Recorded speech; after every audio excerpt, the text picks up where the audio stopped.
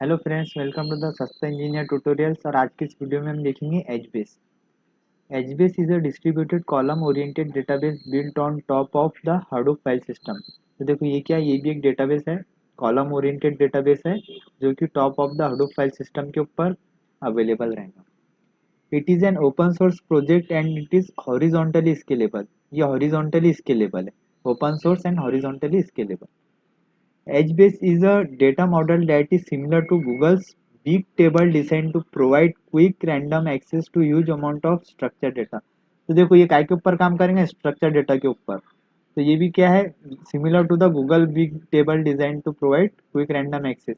जो जैसा कि आप गूगल के अंदर देखेंगे कि हम जैसी सर्च मारते हैं तो हमारे को एकदम क्विकली रिजल्ट मिलता है अकॉर्डिंग टू अवर क्यूरी।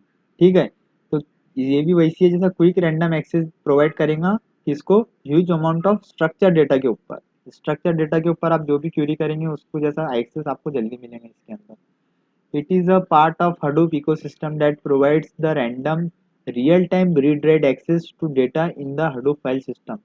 देखो वही है इसके अंदर भी, it is a part of Hadoop ecosystem। Hadoop ecosystem का ये पार्ट है क्योंकि यहाँ हमें इससे पता चलता है पहली लाइन से कि top of the Hadoop file system है।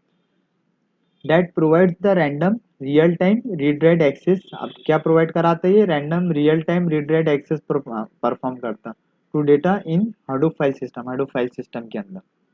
अब देखो ये वर्क कैसा करेगा।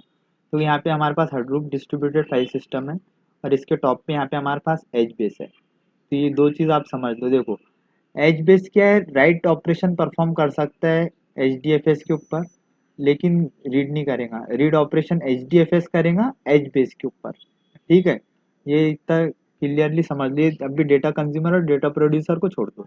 एच बेस क्या कर सकता है, राइट ऑपरेशन परफॉर्म कर सकता है एच डी एफ एस के ऊपर और एच डी एफ एस से रीड ऑपरेशन परफॉर्म करेगा। इसके अंदर मतलब सीधा सीधा है कि एच डी एफ एस के पास हमारे पास डेटा है, उस डेटा को मॉडिफाई कर सकता है, उस डेटा के उसके डेटाबेस के अंदर कुछ इंसर्ट कर सकता है और अगर से उसको कुछ डेटा लगता है तो वहाँ से वो यहाँ से रीड कर सकता है एच बेस।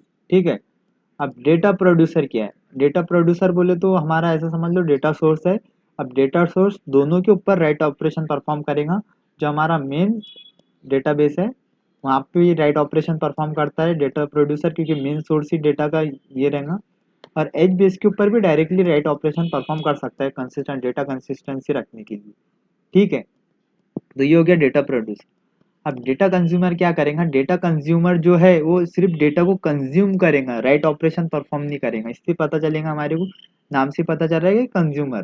कंज्यूमर सिर्फ कंज्यूम करेगा, राइट ऑपरेशन मतलब परफॉर्म नहीं कर सकता। तो ये रीड ऑपरेशन परफॉर्म करेगा। तो ये रीड ऑपरेशन भी जो परफॉर्म करेगा वो एच बेस से करेगा, ना कि डायरेक्टली हमारे मेन डेटा से करेगा जहाँ पे हमारा डेटा लोकेट है। तो ये क्या करेगा, पहले यहाँ पे एच बेस को रिक्वेस्ट सेंड करेगा। एच बेस फिर बाद में एच डी एफ एस से एच डी एफ एस को रिक्वेस्ट सेंड करेगा, वहाँ से वो रिट्रीव करेगा डेटा को। और जो डेटा वो यहाँ से रीड करेगा फिर इसको प्रोवाइड कराएगा डेटा। ठीक है,